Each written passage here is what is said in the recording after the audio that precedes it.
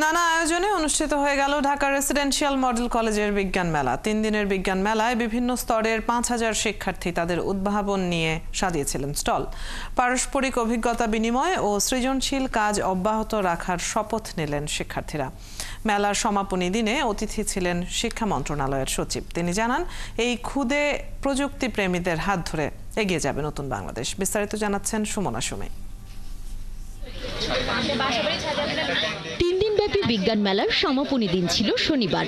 রাজধানীর residential model কলেজের এই আয়োজনে 5000 বিজ্ঞান ও প্রযুক্তিপ্রেমী শিক্ষার্থী অংশ নেন। সমাপনী আয়োজনের অন্যতম ইভেন্ট ছিল ড্রোন শো।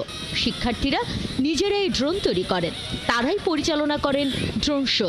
কম্পোনেন্টসগুলো সব কাস্টম বিল, মানে সেপারেটলি কিনে দেন হচ্ছে সেট আপ করা। এগুলো আমার ড্রোনের বিশেষত্ব হলো এই ড্রোনের ফ্রেমটা টোটালি আমার নিজের বানানো, আমার ডিজাইন করা। An alarm will ring and the person who are inside this house can be aware that someone is trying to break in. যেটা স্টেশনে মাঝখানে অ্যাক্সিডেন্ট হলে এই নাম্বার কল যাবে, আর প্লাস হচ্ছে স্টেশনে মাইকিং করে দেওয়া হবে যে এখানে একটা অ্যাক্সিডেন্ট হয়েছে। সমাপনী অনুষ্ঠানে অতিথি ছিলেন শিক্ষা মন্ত্রণালয়ের সচিব সিদ্দিক জোবায়ের। তিনি জানান, প্রযুক্তির প্রতি আগ্রহী শিক্ষার্থীরাই আগামীর বাংলাদেশ। বেশ কিছু প্রজেক্ট আছে এত সিগনিফিক্যান্ট যে এগুলিকে আরেকটু পলিশ করে কমার্শিয়ালাইজেশনে যাওয়ার মতো।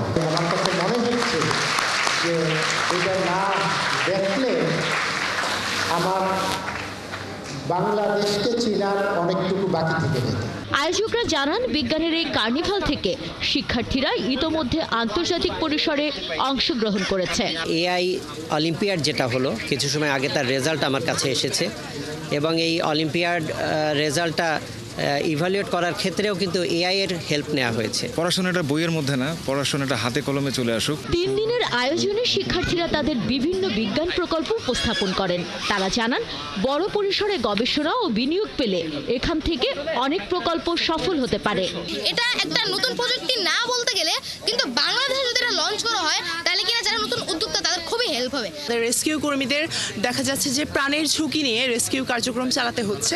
তো সেক্ষেত্রে তারা যদি এই ধরনের একটি রেস্কিউ রোবট ব্যবহার করে তাহলে তাদের কাজটি সহজ, ঝুঁকিমুক্ত এবং নিরাপদভাবে করা সম্ভব হবে। এই বিজ্ঞান মেলা থেকে আগের আয়োজনের 10 জন সেরা শিক্ষার্থী নাসা পরিদর্শনের সুযোগ পেয়েছে বলে জানান আয়োজকরা। সুমনা সুমি, একাত্তর, ঢাকা।